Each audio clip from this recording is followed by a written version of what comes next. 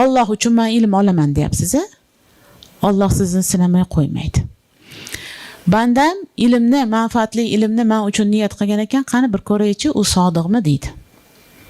Keyin ana shu shaytonga imkoniyat berib qo'ygan bo'ladi, nafsiga imkoniyat berib qo'ygan bo'ladi. Qarab, kuzatib turadi.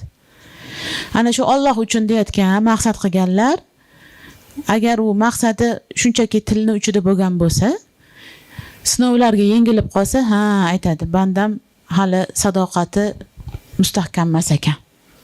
Sodiqligi kifoya qilmayapti deydi.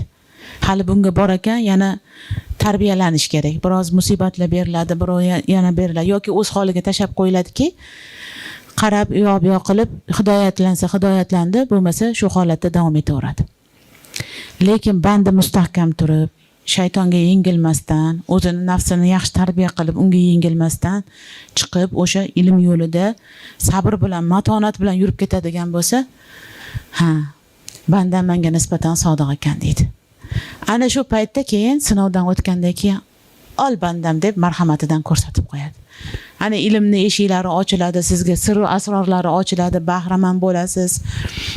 Keyin ana shunda o'zingizni qilgan sa'y harakatlaringiz, mehnatlaringizni rohatini ko'ra boshlaysiz.